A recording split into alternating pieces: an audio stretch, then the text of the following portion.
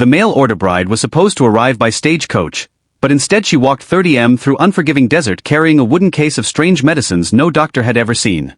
And by the time she reached his ranch, his dying son had only hours left to live.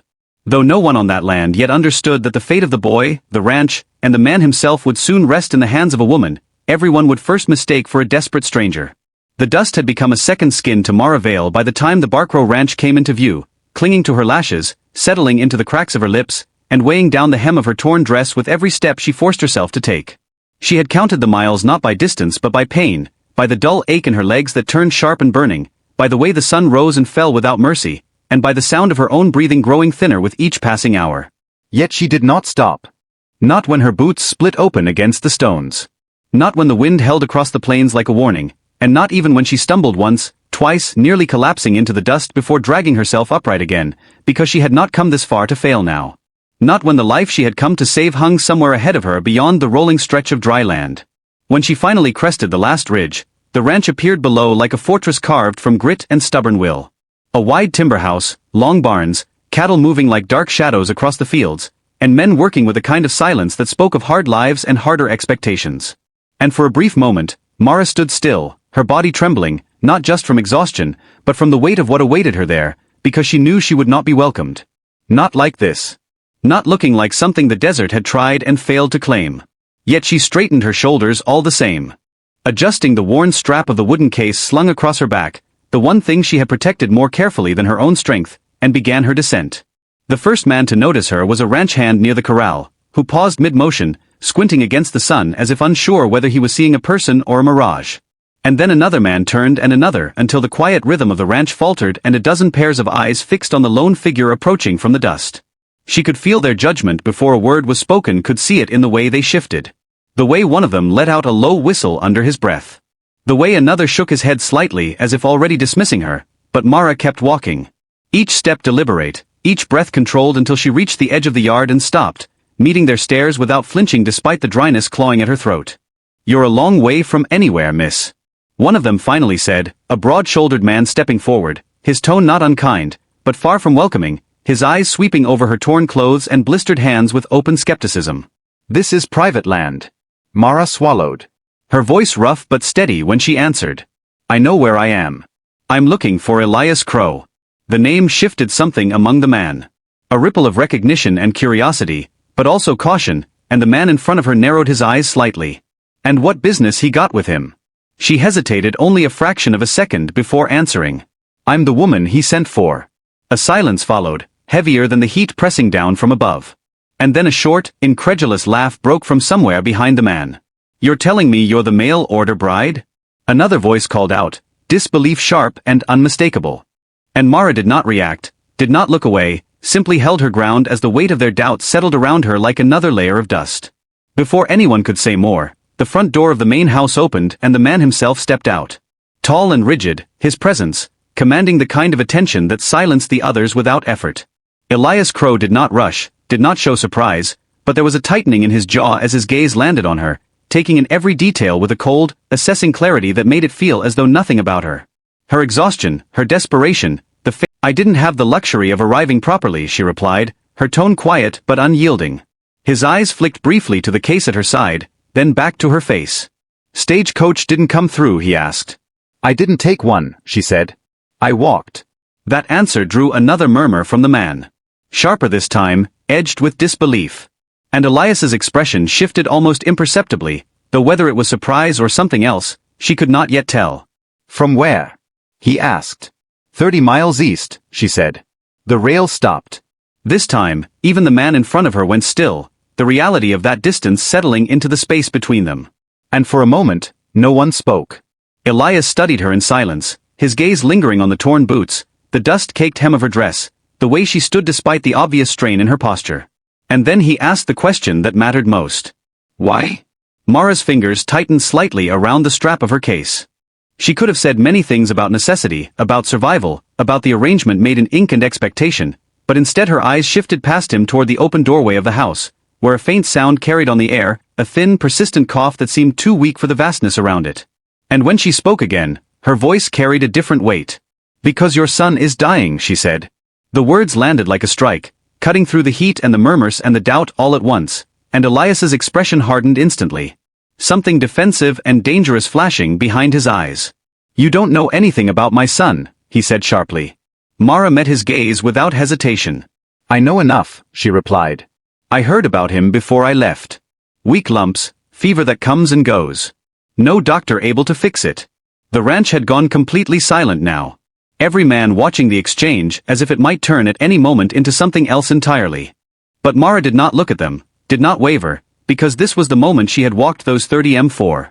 The moment where she either convinced him or failed completely. "And you think you can?" Elias asked, his voice low, edged with something that might have been anger or desperation. Mara lifted the case from her shoulder, holding it carefully as if it contained something far more valuable than its worn exterior suggested. "I didn't walk 30 miles to try," she said quietly. "I walk because I know I can." By the time the sun dipped below the horizon that night, the mail-order bride, who had walked 30 to reach the Bar Crowe Ranch, had already begun doing what no doctor had managed in months. Though to the man watching her move through the house with quiet certainty, it looked less like medicine and more like something strange and unsettling. Something that did not belong in their world of whiskey wounds and hard-earned survival. Mara did not wait for permission twice. Once Elias stepped aside, even if only out of desperation rather than trust. She moved past him and into the house as though she had always known its layout. Her tired body finding one last reserve of strength as she followed the sound of the boy's weak, uneven coughing down the narrow hallway. Each step echoing faintly against the wooden floorboards until she reached the small bedroom at the end where Caleb lay tangled in sweat-soaked blankets, his face pale beneath a fever that had burned too long and too fiercely for a child his age. The air in the room was thick, stale, carrying the sour scent of illness and the faint bitterness of the tonics left behind by the town doctor. Glass bottles lined on the bedside table like silent witnesses to failure. And Mara paused only long enough to take it all in. The shallow rise and fall of the boy's chest, the faint bluish tint at his lips, the dryness of his skin despite the fever before setting her wooden case down and opening it with careful practiced hands. Elias stood in the doorway, watching his broad frame filling the space, his presence heavy with doubt. He did not bother to hide because everything about what she was doing ran against what he understood. And yet, he did not stop her. Not when she began removing the doctor's bottles one by one and setting them aside. Not when she dipped a cloth into fresh water and wiped the boy's forehead with slow, deliberate movements. Not even when she spoke softly to Caleb as if he could hear her through the haze of sickness. Her voice low and steady, grounding the moment in a calm that felt entirely out of place in a room so close to despair. "How long since he last woke?" she asked without looking back. "This morning," Elias answered after a pause briefly. Mara nodded slightly as if confirming something she already suspected and reached into her case, pulling out a small bundle of dried leaves tied with twine, crushing them gently between her fingers before dropping them into a tin cup and pouring hot water over them from a kettle she had insisted be brought immediately. The sharp earthy scent rising almost instantly, cutting through the stale air like a breath of something new. "What is that?" Elias asked, unable to keep the skepticism from his voice. "Something your doctor didn't use," Mara replied simply. And there was no arrogance in her tone. Only a quiet certainty that unsettled him more than defiance would have, because it forced him to confront the possibility that everything he had relied on might not have been enough. She worked quickly but never rushed. Moving with a rhythm that felt practiced over years rather than learned in books. Checking Caleb's pulse, adjusting the blankets, lifting his head just enough to coax a small sip of the bitter tea past his lips. Even as the boy stirred faintly in protest, his body too weak to resist for long. Outside the room, the ranch hands gathered in low murmurs, their voices carrying through the hall as they debated in hushed tones whether the woman was saving the boy or hastening what they all feared was inevitable. And Elias could feel their eyes on him even from a distance. Could feel the weight of their expectation that he would step in, put an end to what looked to them like foolishness dressed as hope. But he remained where he was. His gaze fixed on Mara as she worked because something about her refused to be dismissed so easily. As the night deepened, the fever worsened before it improved. Just as she had warned it might. Caleb's small body trembling, his breathing turning more erratic. And more than once, Elias took a step forward, ready to stop her, ready to call for a horse and ride for the doctor despite the distance and the hour. But each time Mara met his movement with a single look, not pleading, not defensive, but firm, and said, "Wait." And somehow, against every instinct he had, he did. She prepared another mixture, this one thicker, darker, spreading it across a cloth before pressing it gently against Caleb's chest. The scent of pine and something bitter filling the room as steam rose from a basin she had sat near the bed, creating a warmth that wrapped around the boy's labored breathing. And then she sat beside him hour after hour, changing cloths, feeding him small amounts of the tea, watching him with an intensity that bordered on fierce, as if she were not merely tending to him, but fighting something unseen on his behalf. Elias did not leave the doorway, not once. Though the hours stretched long and heavy, his mind torn between doubt and a growing reluctant belief, because despite everything that told him this should not work, he could not ignore the small changes beginning to show. The slight easing of Caleb's breath between coughs. The way the fever, though still present, no longer seemed to climb higher with each passing hour, the faintest hint of color returning to his cheeks, where before there had been only pale stillness. Just before dawn, when exhaustion had settled deep into Mara's bones, and the last of the night clung stubbornly to the edges of the sky. The turning point came, subtle at first, almost easy to miss if one were not watching closely. But Mara saw it immediately, her hand pausing where it rested lightly against Caleb's chest as she felt the shift beneath her fingers, the breath deepening, the rhythm steadying, and she let out a slow, controlled breath of her own before glancing toward Elias, who had not moved, who had not spoken, but whose entire being seemed to hang on that single moment. "It's breaking," she said quietly. He did not understand at first, not fully. But then Caleb's breathing changed again. No longer the shallow, desperate gasp that had filled the room for days. But something fuller, something stronger, and the fever that had burned so fiercely began at last to recede, leaving behind a sheen of sweat across the boy's skin as his body finally began to fight back instead of surrender. Elias stepped forward then slowly, as if afraid the moment might shatter if he moved too quickly, his eyes fixed on his son, and for the first time since Mara had arrived, the doubt in them gave way to something else entirely, something fragile, something dangerous, something that felt like hope. But even as that hope began to take shape, neither of them yet knew that the real battle was only just beginning. Because out beyond the quiet ranch, in the nearby town where pride and reputation carried more weight than truth, a man who had already declared the boy beyond saving was about to hear whispers of a miracle he could not explain, and he would not let it stand unanswered. By the time the sun rose fully over the Bar Crowe Ranch, painting the land in pale gold and long shadows, the boy who had been given up for dead was breathing steady in his bed. And the woman who had walked 30 m to save him stood at the edge of the yard with her small wooden case packed once more, ready to leave before the miracle she had carried with her turned into something far more dangerous. Because she knew better than anyone that in the West healing outside the rules was often treated like a crime rather than a blessing. Mara had not slept, her body aching with the cost of the long night. But her eyes were clear as she watched the horizon, as if measuring the distance, she would have to walk all over again. And for a moment she allowed herself to believe she could slip away quietly, leave behind the ranch. The man and the fragile threat of something that had begun to form between them before it had a chance to break. But the sound of boots behind her told her she would not be leaving unnoticed. "You're going somewhere?" Elias's voice came low and steady. Though there was something beneath it now that had not been there before, something less guarded, more uncertain. And when she turned to face him, she saw the difference immediately. The iron certainty that had defined him cracked just enough to reveal the man beneath. "I've done what I came to do," she said, keeping her tone even, though her grip tightened slightly on the strap of her case. "Your son will lift." He studied her in silence for a long moment, as if weighing those words against everything he had seen with his own eyes, and then his gaze shifted briefly toward the house before returning to her. "You saved him," he said, not as a question, but as a statement he was still trying to understand. Mara shook her head fatally. "I gave him a chance," she replied. "That's all anyone can do." The wind stirred between them, carrying the scent of dust and distant grass, and for a moment neither spoke. The weight of what had happened settling into the space between them. But before Elias could say more, the distant rumble of wheels broke the stillness, drawing both their gazes toward the road where a buggy approached in a cloud of dust, moving fast and with purpose. Mara's expression shifted, not to fear exactly, but to recognition. "That'll be your doctor," she said quietly. Elias's jaw tightened.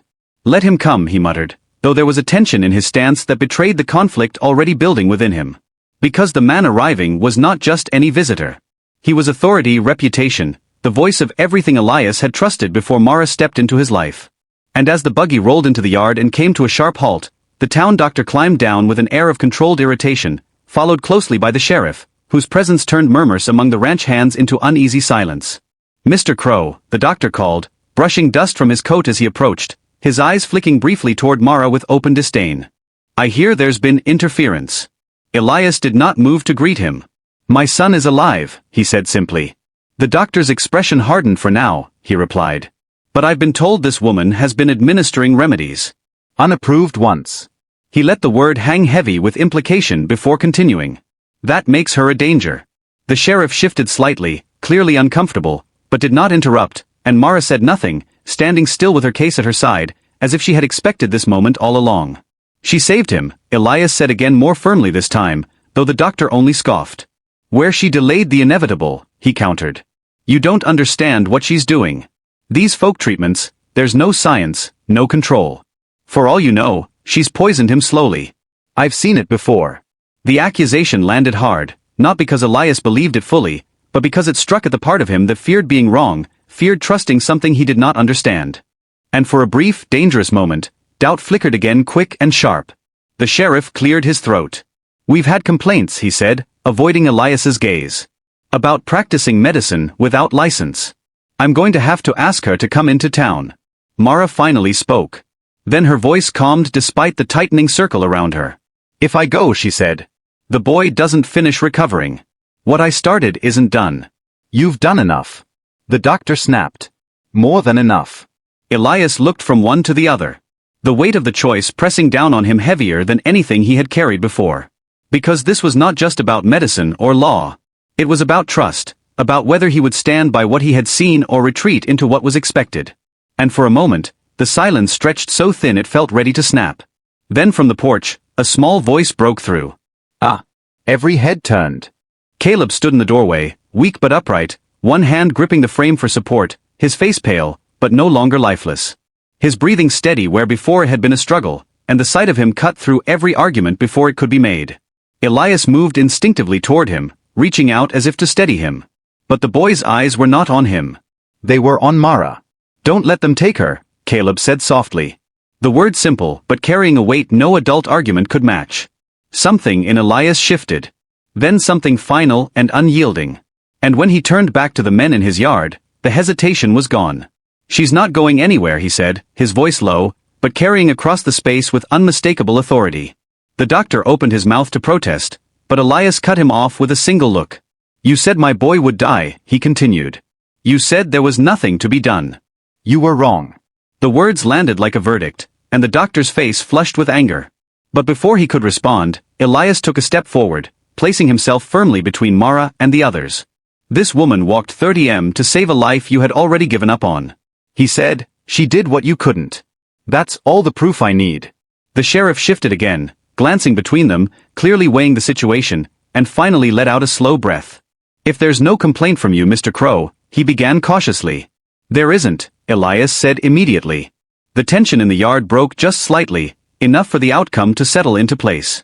And after a long, frustrated pause, the doctor turned away with a sharp motion, climbing back into his buggy without another word. His pride wounded more deeply than any argument could show. The sheriff lingered only a moment longer before following, leaving behind a ranch that felt changed in ways none of them could fully explain. Silence returned slowly, the kind that comes after a storm has passed, and Elias turned back to Mara, who still stood where she had been. Her case in hand, her expression unreadable. You were going to leave, he said. She nodded once. It's easier that way, she admitted. He shook his head slightly, a faint, almost incredulous breath leaving him.